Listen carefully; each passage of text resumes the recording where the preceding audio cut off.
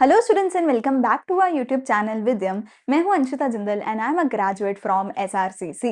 आज हम करने वाले हैं इंडियन इको का second chapter Indian economy 1950 to 1990। इसके पहले हमने चैप्टर 1 किया जिसमें हमने समझा कि जब ब्रिटिशर्स इंडिया के अंदर थे उस टाइम पे क्या हुआ। अब हम समझेंगे कि जब ब्रिटिशर्स इंडिया को छोड़कर गए उसके बाद इंडिया में क्या कुछ हुआ। ठीक है, इस चैप्टर में से ग्रीन रेवोल्यूशन पे या फिर आईपीआर पे क्वेश्चन काफी फ्रीक्वेंटली हमें देखने को मिलता है। सो इंपॉर्टेंट चैप्टर है फ्रॉम दैट पर्सपेक्टिव, राइट।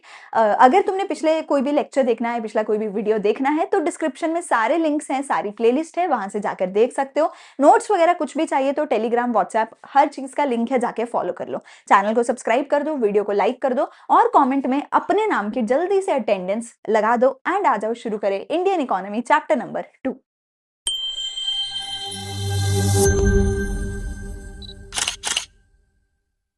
तो मैंने तुम्हें पहले भी बताया था कि इंडियन इको के जो पहले 3 चैप्टर्स हैं, अगर तुम्हें इनको याद करना है तो सबसे बेस्ट तरीका है कि तुम एक टाइमलाइन बनाकर याद करो, क्योंकि तीनों ही चैप्टर्स एक के बाद एक हुए हैं 1947 से लेकर, इनफैक्ट उससे पहले जो ब्रिटिशर्स जब आए थे, ठीक है, उस टाइम से लेकर हमारे 1991 तक का पूरा टाइमलाइन हमें बताया है इन तीनों चैप्टर्स में। तो अगर तुम लाइन वाइज याद करोगे बहुत जल्दी तीनों चैप्टर्स याद हो जाएंगे। चैप्टर 1 में तुम्हें ऑलरेडी करवा चुकी हूँ, जहां पर हमने बोला था कि जब हमारे पास ब्रिटिशर्स आए थे इंडिया में तो उन ब्रिटिशर्स ने आके हमारे इंडिया के एग्रीकल्चर पे, हमारे इंडिया की इंडस्ट्रीज पे, हमारे इंडिया के फॉरेन ट्रेड पे, हमारे इंडिया के इंफ्रास्ट्रक्चर पे क्या हाल उन्होंने किया था, क्या बुरा असर डाला था। फिर जब वो इंडिया को छोड़कर गए on the eve of independence, हमारा प्यारा भारत देश उस टाइम पे कैसा था। फिर हम पढ़ेंगे जस्ट आफ्टर इंडिपेंडेंस, जो कि चैप्टर नंबर 2 में हमने पढ़ना है। 1950 से लेकर के 1990 तक के बारे में हम यहाँ पर पढ़ेंगे कि कैसे हमने अपने देश को संभाला right after Britishers left us. And उसके बाद हम थर्ड चैप्टर में पढ़ेंगे 1990 के बाद की कहानी, 1991 के ऑनवर्ड्स की कहानी, क्योंकि 1991 में एक बहुत बड़ा चेंज आया था हमारे देश में, इसलिए 1991 से आगे की कहानी अलग से हमें पढ़ाई जाती है। तो शुरू करते हैं जल्दी से हमारे चैप्टर नंबर 2 को। इससे पहले कि हम शुरू करें, अगर तुम्हें हमारा कंटेंट अच्छा लगता है तो जल्दी से जाके चैनल को लाइक शेयर सब्सक्राइब कर दो। सारी प्लेलिस्ट तुम्हारी अकाउंट्स की, इको की, बिजनेस की, तीनों प्लेलिस्ट का लिंक है डिस्क्रिप्शन में, प्लेलिस्ट को सेव कर लो। कोई भी चैप्टर, कोई भी टॉपिक तुम्हें समझना है, कुछ भी करना है बेटा, वहां पे प्लेलिस्ट में सब मिलेगा। हमारे चैनल पे तुम्हारा जो 12th क्लास का है सब कुछ तुम्हें मिलेगा, बोर्ड एग्जाम्स तक, recorded live classes, 1 shot video, सब कुछ मिलेगा। नोट्स चाहिए, टेलीग्राम चैनल का लिंक है, नोट्स वहां से ले सकते हो। हमारा गोल है हम ज्यादा से ज्यादा बच्चों को मोटिवेट कर सके कि भैया कॉमर्स मतलब आसान नहीं, कॉमर्स मतलब एक ऐसी स्ट्रीम जो तुम्हारा फ्यूचर बहुत अच्छा बना सकती है। ज्यादा मार्क्स लाओ, ज्यादा पढ़ाई करो, ज्यादा हार्डवर्क करो। ये नहीं है कि कॉमर्स में आ गए अब मौज मस्ती करनी है, पढ़ाई नहीं करनी, नहीं। कॉमर्स में आए हो तो अब भी हार्डवर्क करना पड़ेगा, उतना ही जितना साइंस के बच्चे करते हैं, और उतना ही अच्छा करियर बनाओगे, ये हमारी गारंटी है। मैं सारे करियर ऑप्शंस तुम्हें बताती हूँ, सीए से लेके ACCA तक, ठीक है, हर करियर ऑप्शन में तुम्हें बता रही हूँ। इसी चैनल पे सारी वीडियोस आ रही है कि तुम कैसे करियर अपना अच्छा बना सकते हो, ठीक है। तो चैनल को सब्सक्राइब कर लो और एक प्रॉमिस कर दो यार वीडियो को शुरू करने से पहले कि हम अच्छे से पढ़ाई करेंगे। हमारा प्रॉमिस है, हम बेस्ट क्वालिटी कंटेंट देंगे, तुम प्रॉमिस करो कि तुम अच्छे से पढ़ाई करोगे, ठीक है। चलो शुरू करते हैं हमारे चैनल को, क्लास को, ठीक है जी। तो हमारे पास बेटा जी हमने क्या देखा है कि इंडिया जो है 200 ईयर्स तक ब्रिटिश रूल के अंडर था। कब से कब तक? 1757 में ब्रिटिशर्स आए थे, ठीक है, बैटल ऑफ प्लासी हुई थी, इंडियंस हारे थे, ब्रिटिशर्स जीते थे, उन्होंने इंडिया में कदम रखा था, इंडियंस पे राज उन्होंने किया था। तब से लेकर 1947 15 अगस्त तब तक 200 साल तक ब्रिटिशर्स ने हमारे ऊपर राज किया था। तो ये जो 200 साल की कहानी थी ये सारी हमने चैप्टर 1 में पढ़ी थी। क्या क्या पढ़ा था हमने, एक थोड़ा सा रिकैप ले लेते हैं क्योंकि वो बहुत हेल्प करेगा हमें इस चैप्टर में। एग्रीकल्चर में हमारा जमींदारी सिस्टम था जिसने हमारे लैंड को, सॉइल को, फार्मर्स को, सबको तबाह कर दिया था, ठीक है। इंडस्ट्रियल सेक्टर में अगर बात करी जाए तो वहां पर भी बहुत बुरे हाल थे। हमारी हैंडीक्राफ्ट इंडस्ट्री बिल्कुल उन्होंने खत्म कर दी थी। हम लोग एक्सपोर्ट कर रहे थे रॉ मटेरियल, इंपोर्ट कर रहे थे फिनिश गुड्स। हमारे फॉरेन ट्रेड में हम ट्रेड के नाम पे सिर्फ और सिर्फ ब्रिटेन के साथ, यूके के साथ ट्रेड कर रहे थे और किसी देश के साथ हम ट्रेड नहीं कर रहे थे। इंफ्रास्ट्रक्चर बहुत खराब हालत में था, गरीबी बहुत ज्यादा थी, लोग बहुत गरीब थे, खाने पीने के पैसे नहीं थे, घर के पैसे नहीं थे लोगों के पास, ठीक है। एंड मोस्ट इंपॉर्टेंटली इंडिया का बंटवारा हो गया था विद पाकिस्तान। तो एक वो लड़ाई और हमारे सिर पे छोड़ के चले गए जो आज तक इंडिया पाकिस्तान की चल ही रही है, ठीक है। तो ये हमारे हालात थे जब ब्रिटिशर्स हमें छोड़कर गए। 200 साल में बहुत उन्होंने खराब किया। अब उन्होंने हमारे साथ जो जो खराबी करी वो तो हमने पढ़ी। सबसे पहली चीज है कि तुम्हें चैप्टर 1 आना चाहिए। अगर तुम चैप्टर 1 याद कर लोगे ना, चैप्टर 2 याद करना बहुत आसान हो जाएगा। क्यों? क्योंकि चैप्टर 1 में तुमने पढ़ा जमींदारी सिस्टम, चैप्टर 2 में मैं पढ़ाऊंगी कि जमींदारी सिस्टम खत्म हो गया। समझ रहे हो? अब जमींदारी सिस्टम तो पता होना चाहिए ना पहले बेटा, तभी तो पढ़ोगे कि कैसे खत्म हुआ, कैसे हमने उसको हटाया। चैप्टर 1 में तुम पढ़ोगे इंडस्ट्रीज को तबाह कर दिया, अब हम पढ़ेंगे इंडस्ट्रीज को रिवाइव कैसे किया। चैप्टर 1 में पढ़ोगे फॉरेन ट्रेड कैसा था, अब हम पढ़ेंगे फॉरेन ट्रेड इंप्रूव कैसे किया, ब्रिटिशर्स ने जो फॉरेन ट्रेड के साथ खराबियां करी थी। मतलब चैप्टर 1 का रिवर्स अगर मैं कर दूं तो वो चैप्टर 2 है।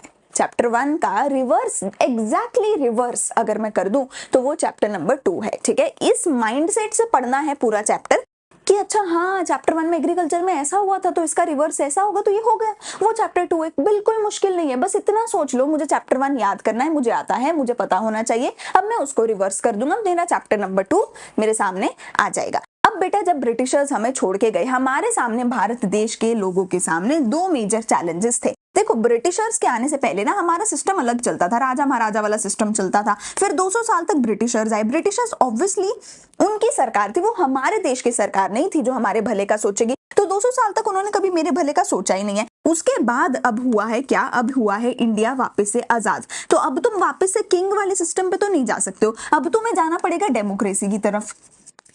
अब तुम्हें जाना पड़ेगा एक ऐसे तरीके की तरफ जो दुनिया भर में चल रहा था और जो ब्रिटिशर्स हमारे पास छोड़ के गए थे, जिस तरीके के ऑफिसेज एंड एवरीथिंग, अब उस तरीके के सिस्टम की तरफ हमें जाना पड़ेगा। तो उसके लिए हमारे सामने मेजरली 2 चैलेंजेस थे। देखते हैं क्या क्या चैलेंजेस वो थे। तो पहला चैलेंज तो मेरे पास आता है type of economic system find out करना, और दूसरा चैलेंज मेरे पास आता है इकोनॉमिक प्लानिंग करना। इन दोनों ही चैलेंजेस के बारे में एक एक करके ध्यान से समझते हैं। ठीक है, तो सबसे पहले आता है टाइप ऑफ इकोनॉमिक सिस्टम को फाइंड आउट करना। तो देखो basically there are 3 different systems जो किसी भी देश की इकोनॉमी में हो सकते हैं। ठीक है, कुछ इकोनॉमी सोशलिस्ट होती हैं, कुछ कैपिटलिस्ट होती हैं, कुछ मिक्स्ड इकोनॉमी होती हैं। एक एक करके इनका मतलब समझते हैं। अब देखो किसी भी इकोनॉमी को चलने के लिए क्या चाहिए कि वहां के लोगों के पास पैसा हो, वो लोग अपना सामान प्रोड्यूस कर रहे हो, इंडस्ट्रीज अच्छी हो, एग्रीकल्चर अच्छा हो। ठीक है, लोग अपना खाना पीना, अपना घर, अपने कपड़े, ये सब कुछ अच्छे से कर सके, और ये सब कुछ करने के लिए लोगों के पास पैसा हो।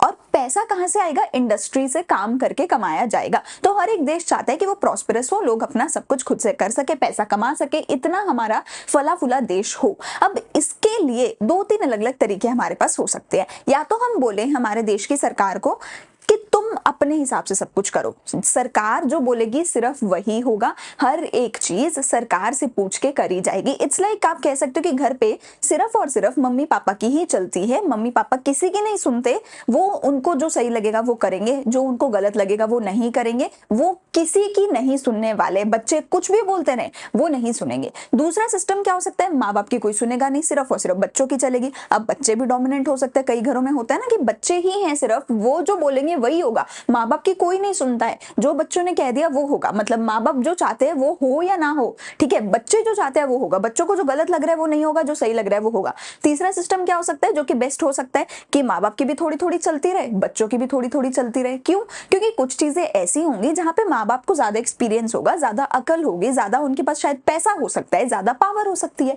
वेयर कुछ चीजें ऐसी होंगी जो बच्चे, क्योंकि वो आज की जनरेशन के हैं, उनको आज का ज्यादा पता है, उनको ज्यादा पता है कि आजकल चीजें कैसी चलती है, तो कुछ जगह पे बच्चों की सुनी जाए। तो आधा चीजें माँ बाप अपने हिसाब से चलाएं, आधी चीजें बच्चे अपने हिसाब से चलाएं, ये हो जाएगी मिक्स्ड इकोनॉमी। तो सोशलिस्ट में सिर्फ माँ बाप की यानी सिर्फ सरकार की चलती है, कैपिटलिस्ट में सिर्फ बच्चों की यानी कि सरकार की नहीं चलती, सिर्फ और सिर्फ प्राइवेट सेक्टर की चलती है, और मिक्स्ड इकोनॉमी में दोनों की चलती है। ठीक है, सरकार उस जगह पे अपना चलाती है जहां पर पैसे ज्यादा लगाने की जरूरत है, जहां पर सरकारी पॉलिसीज की ज्यादा जरूरत है, मेजरली वहां पर चलाती है जहां पर गरीबों की मदद करने की जरूरत है। क्यों? क्योंकि जो प्राइवेट सेक्टर है वो काम करेगा सिर्फ और सिर्फ अपने प्रॉफिट के लिए, उसको प्रॉफिट दिखेगा वो काम करेगा, उसको प्रॉफिट नहीं दिखेगा वो काम नहीं करेगा। तो प्राइवेट सेक्टर तो सिर्फ अपने प्रॉफिट के लिए करेगा, सरकारी सेक्टर करेगा गरीबों के लिए, ताकि वो गरीबों को अपलिफ्ट कर सके, देश को एक इक्वल इकोनॉमी बना सके। ठीक है ना? लेकिन मिक्स्ड इकोनॉमी में क्या होगा? प्राइवेट सेक्टर अपने प्रॉफिट के लिए करेगा और सरकारी sector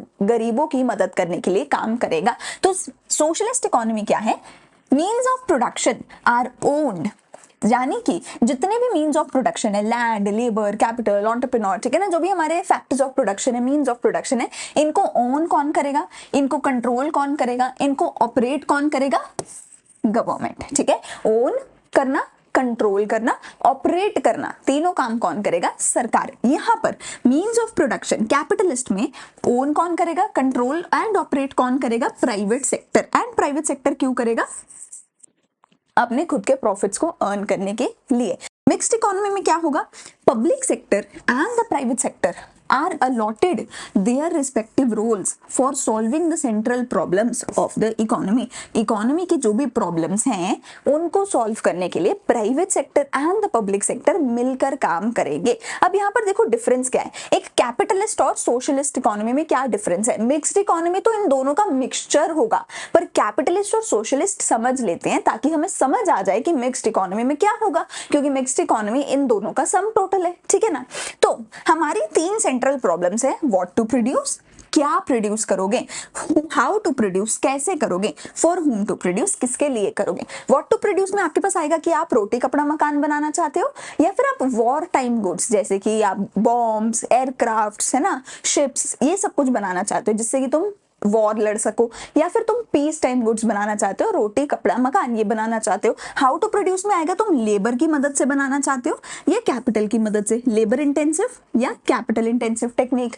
for whom to produce, अमीरों के लिए प्रोड्यूस करना चाहते हो, गरीबों के लिए प्रोड्यूस करना चाहते हो। तो ये ऑप्शंस है मेरे पास, इन ऑप्शंस में से किसी एक को मुझे सिलेक्ट करना पड़ेगा। वो सिलेक्ट करने के लिए या तो कैपिटलिस्ट इकोनॉमी होगी या सोशलिस्ट इकोनॉमी होगी, या दोनों का मिक्सचर होगा, मिक्स्ड इकोनॉमी। कैपिटलिस्ट इकोनॉमी कैसे सिलेक्ट करेगी? कैपिटलिस्ट इकोनॉमी में क्या प्रोड्यूस होगा? Goods are produce that can be sold profitably. Goods वो ही प्रोड्यूस होंगे जो प्रॉफिटेबली सोल्ड हो सके, बेची जा सके। तो अगर मैं कहती हूँ रोटी कपड़ा मकान प्रॉफिटेबली नहीं बेचा जा सकता तो ये बनाएंगे नहीं, ये वो बनाएंगे जो प्रॉफिटेबली बिक सके, ठीक है। लेकिन यहाँ पर government decides what to produce in accordance with the needs of the society. लेकिन सोशलिस्ट इकोनॉमी में सरकार डिसाइड करेगी कि किस चीज की फैक्ट्री लगेगी, और सरकार ऑब्वियसली वो डिसाइड करेगी जिसमें प्रॉफिट हो ना हो, पर देश के लोगों को जिस चीज की जरूरत हो, यानी गरीबों को जिसकी जरूरत हो वो होगा। तो सिंपल भाषा में बोला जाए मेजर डिफरेंस तो यही है कि यहाँ पे प्राइवेट सेक्टर, सोशलिस्ट में सरकारी सेक्टर काम करेगा पर प्राइवेट सेक्टर प्रॉफिट के लिए, और सरकारी सेक्टर सोशलिस्ट में गवर्नमेंट जो है वो काम करेगी गरीबों के लिए, अपनी सोसाइटी की, कंट्री की नीड्स को पूरा करने के लिए। How to produce using cheaper techniques of production. ये कहता है कैपिटलिस्ट इकोनॉमी में प्राइवेट सेक्टर कहता है अगर लेबर इंटेंसिव सस्ता हुआ तो उसको यूज करूंगा, अगर कैपिटल इंटेंसिव सस्ता हुआ तो उसको यूज करूंगा। सोशलिस्ट इकोनॉमी में सरकार क्या कहती है? Government decides how the goods are to be produced. यहाँ पे सरकार कहती है मैं डिसाइड करूंगी। अगर सरकार को लगता है कि लोगों को एम्प्लॉयमेंट देना जरूरी है तो वो लेबर इंटेंसिव की तरफ जाएगी। अगर सरकार को लगता है कि हमें कैपिटल इंटेंसिव टेक्निक यूज करने की जरूरत है ताकि लोगों का बेनिफिट हो सके, ताकि लोगों को सस्ते में सामान मिल सके, तो सरकार ये यूज करेगी, सरकार डिसाइड करेगी, ठीक है। How to for whom to produce, किसके लिए प्रोड्यूस किया जाएगा? Basis of their consumer income और परचेजिंग पावर। ये होगा हमारे कैपिटलिस्ट में। सोशलिस्ट में होगा based on what people need and not on what they can afford to purchase, ठीक है। अब देखो कैपिटलिस्ट इकोनॉमी में किसके लिए प्रोड्यूस किया जाएगा? उसके लिए प्रोड्यूस किया जाएगा जो सामान खरीद पाए। अगर मिडिल क्लास खरीद सकते हैं तो मिडिल क्लास के लिए बनाया जाएगा, वरना लग्जरी सामान बनाया जाएगा जो कि रिच लोग खरीद सकते हैं। पर सरकार उसके लिए बनाएगी, इसके ऐसे इंसान के लिए नहीं जो अफोर्ड कर सके, बल्कि ऐसे इंसान के लिए बनाएगी जिसको जरूरत है, ठीक है। व्हाट पीपल नीड, जिन लोगों को जरूरत है उन लोगों के लिए बनाएगी, ऐसे लोगों के लिए नहीं बनाएगी जो क्या कहते हैं बस अफोर्ड कर सकते हैं, ये अफोर्ड कर सकते हैं लोग, इनके लिए सामान बना दो, नहीं। जिनको जरूरत है उनके लिए सामान बनाएगी, और जिस चीज की जरूरत है वो सामान बनाएगी। जैसे सबसे बेस्ट तरीका है वैसे सामान बनाएगी। बनाएगा कौन? सरकार। बनाएगा कौन? Private sector. इन दोनों का मिक्सचर हो जाएगा मिक्स्ड इकोनॉमी, जो इंडिया ने अडॉप्ट किया था। मिक्स्ड इकोनॉमी में क्या होगा? सरकार गरीबों का ध्यान रखेगी और कैपिटलिस्ट की तरह ही जो प्राइवेट सेक्टर है वो अपने प्रॉफिट का ध्यान रखेगा। इससे क्या होगा? जो प्राइवेट सेक्टर है वो अच्छे से एफिशिएंटली काम भी करेगा, तो लग्जरी चीजें भी आएंगी देश में, देश का अच्छा इंफ्रास्ट्रक्चर भी बनेगा, अच्छी अच्छी इंडस्ट्रीज भी आएंगी, पर साथ ही साथ गरीबों के लिए भी काम होता रहेगा, गरीबों को भी अपलिफ्ट करती रहेगी हमारी सरकार। तो दोनों चीजों पे काम होता रहेगा। तो इंडिया ने क्या अडॉप्ट किया? एक mixed economic system. Socialist society थी जिसके अंदर पब्लिक सेक्टर यानी सरकारी सेक्टर बहुत स्ट्रांग था, पर प्राइवेट प्रॉपर्टी भी थी, डेमोक्रेसी हमारे पास थी, ठीक है। तो हमने एक मिक्स्ड इकोनॉमिक सिस्टम यूज किया था, अडॉप्ट किया था, जिसमें हम सोशल एंड प्राइवेट सेक्टर को दोनों को साथ में लेकर आए थे। ठीक है। अब दूसरा पॉइंट मेरे पास आया इकोनॉमिक प्लानिंग का। पहला तो था इकोनॉमिक सिस्टम कौन सा होगा, सोशलिस्ट, कैपिटलिस्ट या मिक्स्ड इकोनॉमी। इंडिया ने चूज किया मिक्स्ड इकोनॉमी। अब मेरे पास प्रॉब्लम आती है हमारी इकोनॉमिक प्लानिंग की। अब तुमने इकोनॉमिक सिस्टम तो चूज कर लिया, उस इकोनॉमिक सिस्टम में काम करने के लिए अलग अलग प्लान्स की जरूरत पड़ेगी। उन प्लान्स को बनाना भी एक बहुत इंपॉर्टेंट काम है। तुमने मिक्स्ड इकोनॉमिक सिस्टम चूज कर लिया, डेमोक्रेसी चूज कर ली, अब तुम्हें बनाने हैं प्लान। तो प्लान क्या है, कब था, इकोनॉमिक प्लानिंग क्या है, कैसे इंप्लीमेंट हुए, अब प्लान्स के बारे में सब कुछ समझते हैं। ठीक है, सबसे पहले बात आती है प्लान है क्या। How the resources of a nation should be put to use should have some general goals as well as specific objectives which are to be achieved within a specific period of time। देखो हमारे देश की problems है, what to produce, how to produce, for whom to produce। ठीक है, हमारे देश के रिसोर्सेज है, रिसोर्सेज लिमिटेड है, उनको यूज में डालना है सच दैट वो सबसे एफिशिएंट तरीके से यूज हो सके। हमारे देश के सारे रिसोर्सेज कैसे यूज होंगे सबसे बेस्ट पॉसिबल मैनर में, उनको बेस्ट पॉसिबल मैनर में यूज करने के लिए इकोनॉमिक प्लानिंग की जरूरत पड़ती है। जो प्लान्स होते हैं उनका ऑब्जेक्टिव होना चाहिए, कुछ तो जनरल ऑब्जेक्टिव होने चाहिए कि हमने तो भैया पूरे देश में से गरीबी हटाने हैं, ये तो जनरल ऑब्जेक्टिव है। कुछ स्पेसिफिक ऑब्जेक्टिव होने चाहिए कि अगले 5 साल में फॉर एग्जाम्पल पंजाब स्टेट में हमें XYZ काम करना है, ये बहुत स्पेसिफिक हो गया। एक जनरल हो गया कि पूरे देश से गरीबी हटानी है, दिस इज जनरल। ठीक है ना, तो जनरल ऑब्जेक्टिव भी होते हैं, स्पेसिफिक ऑब्जेक्टिव भी होते हैं। स्पेसिफिक ऑब्जेक्टिव हर प्लान का अलग होता है। मैंने आज जो प्लान बनाया उसका एक स्पेसिफिक ऑब्जेक्टिव होगा, ठीक है, जो कल प्लान बनाया उसका अलग स्पेसिफिक ऑब्जेक्टिव होगा। जनरल ऑब्जेक्टिव, जनरल गोल सबके लिए सेम ही होगा, आज वाले के लिए भी कल वाले के लिए भी, कि हमें गरीबी हटानी है, वो तो काम चल रहा है बैक एंड में, पर हर प्लान का एक स्पेसिफिक ऑब्जेक्टिव भी होगा एंड ये सारा कुछ स्पेसिफिक टाइम पीरियड के साथ होगा। हमेशा जब भी हमारा बजट भी आता है फॉर एग्जांपल, वो हमेशा होता है कि अगले 1 साल में इतना करेंगे, अगले 5 साल में इतना करेंगे। ठीक है, तो स्पेसिफिक टाइम पीरियड के साथ होता है। अगर मैं बोलती हूँ पूरे देश में से गरीबी हटानी है तो भी मैं एक टाइम पीरियड के अकॉर्डिंग बताऊंगी कि अगले 5 साल में 10% लोग गरीबी से मिडिल क्लास में आ जाएंगे। ये मेरा 10% नंबर 5 इयर्स के लिए है। ठीक है ना, तो within a specific time period होना चाहिए। इकोनॉमिक प्लानिंग क्या है, defined as making the major economic decisions on the basis of a comprehensive survey of economy as a whole. मैं पूरे देश का एक सर्वे करती हूँ जिसमें मैं पूरे देश के जो मेरे पास रिसोर्सेज है ना, उन रिसोर्सेज का सर्वे करती हूँ कि मेरे पास पूरे देश में कितने रिसोर्सेज अवेलेबल हैं। तो सबसे पहले मैं इन रिसोर्सेज का सर्वे करूंगी, उसके बाद मैं डिसाइड करूंगी कि किसको कितने रिसोर्सेज एलोकेट करने हैं। ठीक है, फॉर एग्जाम्पल अगर मेरा गोल है गरीबी हटाने का तो मैं गरीबों के लिए रिसोर्सेज लगाऊंगी। अगर मेरा गोल है कि मुझे बाहर वालों से नहीं, इंपोर्ट नहीं करवाना, मुझे अपने देश में ही सामान बनाना है, तो मैं इंडस्ट्री पे ज्यादा फोकस करूंगी, ऐसी चीजों पे फोकस करूंगी जो हम बाहर से इंपोर्ट करवा रहे हैं ताकि हम इंपोर्ट बंद कर सके। ठीक है ना, तो मैं डिसाइड करूंगी अपने गोल्स के अकॉर्डिंग कि कितने रिसोर्सेज को कहाँ पे एलोकेट करना है। तो इकोनॉमिक प्लानिंग में मैं अपने रिसोर्सेज का सर्वे करती हूँ और डिसाइड करती हूँ कि कहाँ पे कितने रिसोर्सेज एलोकेट होंगे। ठीक है, मेजर इकोनॉमिक डिसीजंस हम लेते हैं प्लान्स के बेसिस पे। अब प्लान्स कैसे इंप्लीमेंट करेंगे देखो। सो गवर्नमेंट ऑफ इंडिया ने सेटअप की प्लानिंग कमीशन। क्या सेटअप करी? Planning commission. कब सेटअप करी? 1950 में। ये पूरा का पूरा टॉपिक बहुत इंपॉर्टेंट है। क्या था, कब था, कौन था, कितने टाइम के लिए था, सब कुछ अच्छे से पता होना चाहिए। तो गवर्नमेंट ऑफ इंडिया ने प्लानिंग कमीशन सेटअप किया। कब किया? 1950 में किया। उसका चेयरमैन कौन था? हमारे उस टाइम के प्राइम मिनिस्टर जवाहरलाल नेहरू जी उस टाइम के प्लानिंग कमीशन के चेयरमैन बनाए गए थे। 5 ईयर प्लान स्टार्टेड फ्रॉम 1 अप्रैल 1951। तो 1950 में प्लानिंग कमीशन बनाई गई। देखो हमारे देश में ऐसे ही होता है, जब भी हमें कोई काम करना होता है ना, उस काम को ऐसा नहीं कि पार्लियामेंट करेगा हर काम बैठ के, नहीं, जब भी कोई काम करना होता है उसके लिए एक स्पेशल बॉडी बनाई जाती है, अलग से ऑर्गेनाइजेशन बनाई जाती है। उस ऑर्गेनाइजेशन को बोला जाता है कि चलो अब तुम बन गए हो, अब तुम्हारे हमने चेयरमैन डिसाइड कर दिए, तुम्हारे मेंबर्स हमने डिसाइड कर दिए, अब तुम काम पे लग जाओ और तुम डिसाइड करो कि ये काम कैसे होगा, तुम करो ये पूरे का पूरा काम। तो 1950 में ये बॉडी बनाई गई, ये ऑर्गेनाइजेशन बनाई गई, ये कमीशन बनाई गई जिसका नाम क्या था? Planning commission. उसका चेयरमैन बनाया गया किसको? हमारे प्राइम मिनिस्टर जवाहरलाल नेहरू को। और उस प्लानिंग कमीशन ने पहला अपना जो 5 ईयर प्लान लॉन्च किया।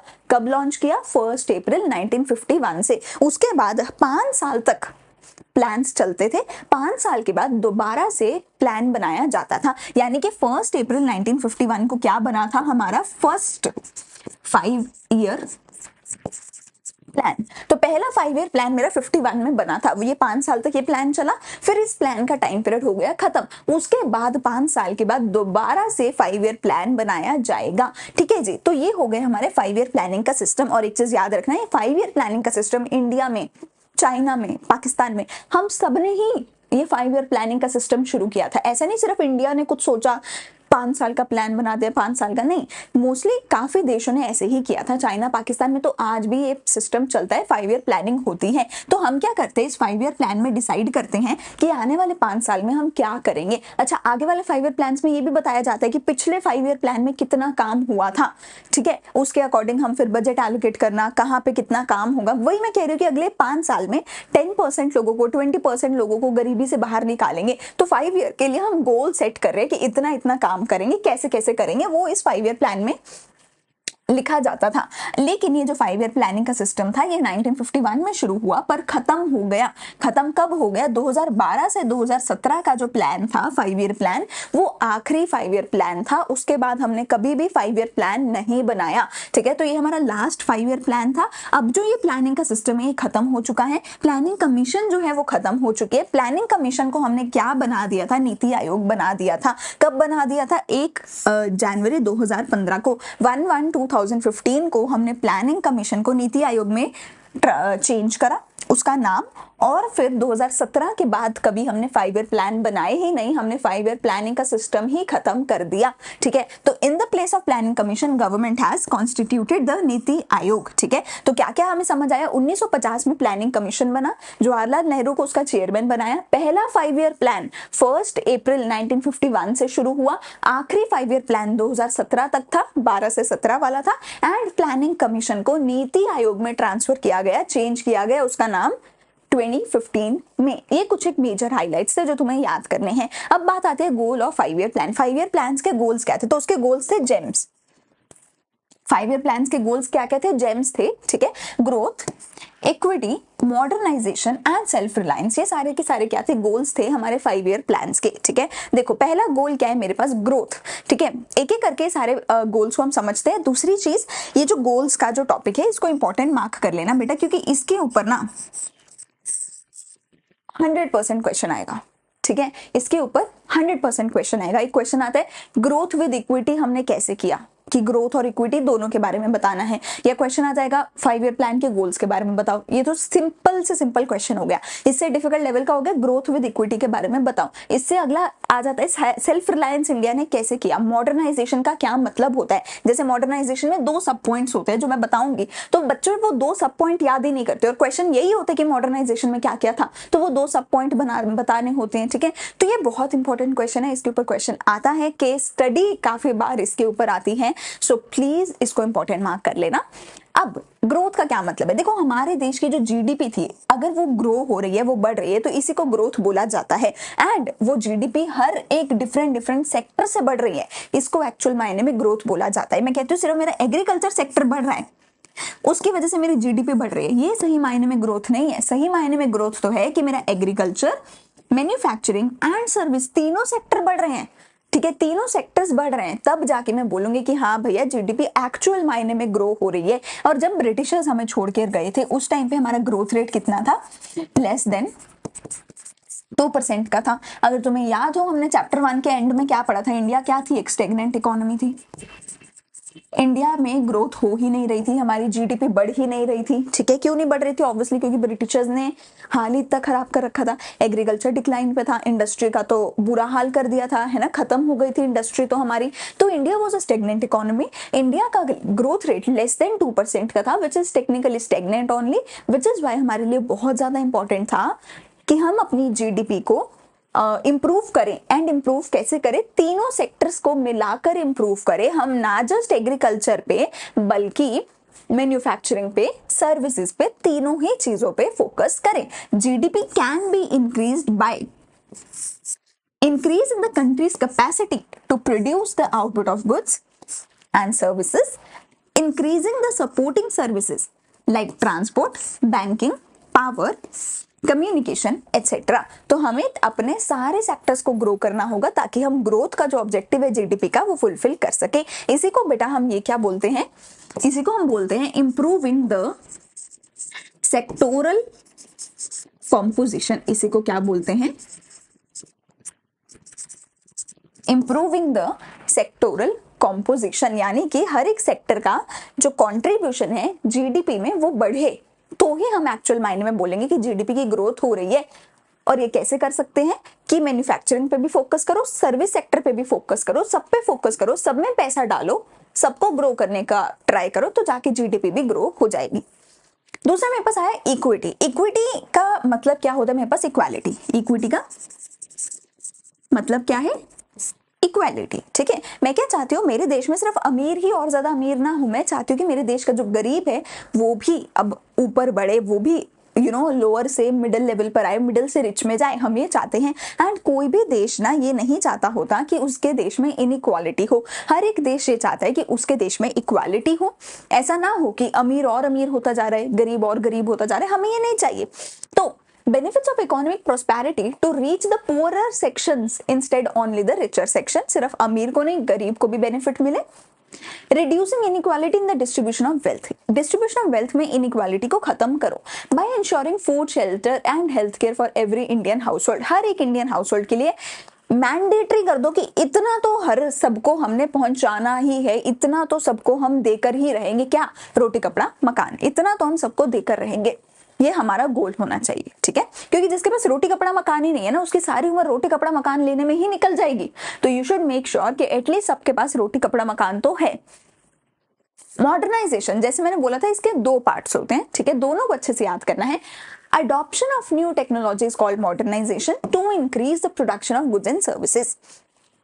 तो मॉडर्नाइजेशन में हम क्या कहते हैं, हमें न्यू टेक्नोलॉजी को लाना पड़ेगा अपनी गुड्स एंड सर्विसेज को प्रोड्यूस करने के लिए, क्योंकि न्यू टेक्नोलॉजी सस्ते में हमारा सामान प्रोड्यूस कर देगी, लोग सस्ते में सामान खरीदेंगे, हमारा कॉम्पिटिटिव एडवांटेज बढ़ पाएगा। तो हम क्या कर सकते हैं, कोई नए वेराइटी ऑफ सीड्स ले आओ एग्रीकल्चर में, कोई नई मशीनरी ले आओ फैक्ट्री में। तो यानी कि हमें कोई न्यू टेक्नोलॉजी को यूज करना है। मॉडर्नाइजेशन में हमें क्या करना है, किसी ना किसी न्यू टेक्नोलॉजी को यूज करना है, ठीक है, अपनी प्रोडक्शन करने के लिए। एट द सेम टाइम हमें क्या करना है, ये point number B, very important, also includes changes in social outlook such as the recognition of women empowerment। हमें सिर्फ और सिर्फ अपनी मशीनों को ही अपग्रेड नहीं करना, खुद को भी अपग्रेड करना पड़ेगा, खुद को भी मॉडर्न बनाना पड़ेगा। अपनी सोच, जो पुरानी पिछड़ी हुई सोच है, इसको खत्म करो और विमेन एम्पावरमेंट करो। विमेन को भी अपनी सोसाइटी का हिस्सा बनाओ, विमेन को भी काम करने दो, पढ़ने दो, आगे बढ़ने दो, ताकि तुम्हारे देश की ओवरऑल ग्रोथ हो सके। तो पहला पार्ट मॉडर्नाइजेशन का क्या है कि नई टेक्नोलॉजी लेकर आओ, गुड्स एंड सर्विसेज को प्रोड्यूस करने के लिए नए तरीके लेकर आओ। और दूसरा मेरे पास पॉइंट क्या है कि अपनी सोशल आउटलुक को चेंज करो, विमेन एम्पावरमेंट करो, विमेन को भी अपनी सोसाइटी का हिस्सा बनाओ, उनको भी आगे बढ़ने दो। अगर ये दोनों चीजें कर रहे हो तो तुम मॉडर्न हो रहे हो, मॉडर्नाइजेशन तुम्हारे देश में आ रही है। लास्ट मेरे पास क्या आता है, सेल्फ रिलायंस। सेल्फ रिलायंस क्यों जरूरी था, हम लोग इंपोर्टर थे फिनिश गुड्स के, एक्सपोर्टर थे रॉ मटेरियल के। ब्रिटिशर्स ने हमें बोला था तुम्हें फूड क्रॉप्स नहीं उगाने, तुम्हें कैश क्रॉप्स उगानी है, जिसकी वजह से इंडिया में आते थे भयंकर फेमाइंस। हम लोग भैया अपने देश में खाना भी प्रोड्यूस नहीं कर पा रहे थे, हमें खाना भी बाहर वाले से लाना पड़ता था।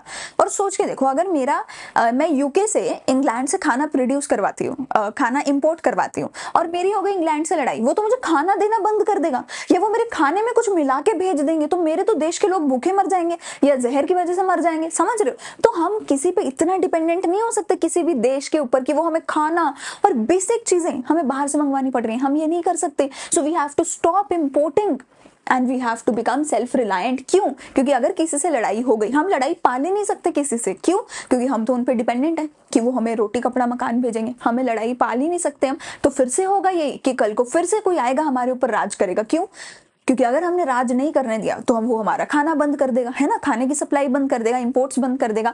तो हमें सेल्फ रिलायंट होना है, हमें किसी पे डिपेंडेंट नहीं होना, क्योंकि अगर हम डिपेंडेंट हुए वो आके हम पे राज करने लग जाएंगे, वो हमारे लोगों को भूखा मार देंगे। तो इसलिए हमें अपने देश में सामान बनाना है, इंपोर्ट्स को अवॉइड करना है, ठीक है, अपने ही देश में, भारत देश में ही सामान को प्रोड्यूस करना है। इकोनॉमिक ग्रोथ एंड मॉडर्नाइजेशन हमें करनी है इस तरीके से, अपने देश में सामान बना के मेक इन इंडिया करना है, सिंपल भाषा में।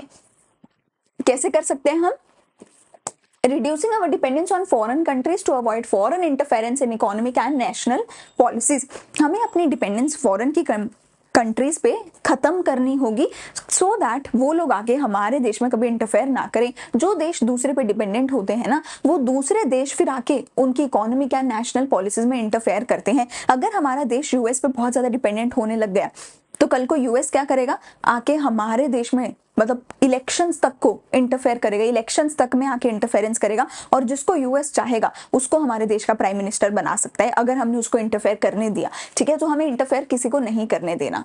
तो एरियाज कवर्ड क्या है? हमें फूड सप्लाईज अपने घर के अंदर बनानी है, फॉरेन टेक्नोलॉजी की जगह अपनी खुद की टेक्नोलॉजी बनानी है, क्योंकि अगर फॉरेन से टेक्नोलॉजी लेने लग गए डिपेंडेंट हो गए। सर्विसेज अपने खुद के देश के अंदर हमें बढ़ावा उनको देना है। तो ये सारे के सारे हमारे क्या हो गए, गोल्स हो गए 5 ईयर प्लान के, which is GEMS, growth, equity, modernisation and self reliance. ठीक है, चलो इस वीडियो को, आज की वीडियो को हम यहीं पे खत्म करते हैं। अगली वीडियो से हम स्टार्ट करेंगे एग्रीकल्चरल रिफॉर्म्स के बारे में। तो इस चैप्टर में हमें आगे agriculture, industry and foreign trade के बारे में पढ़ना है, जिसको हम आगे सक्सेसिव 1 से 2 लेक्चर्स में खत्म कर देंगे।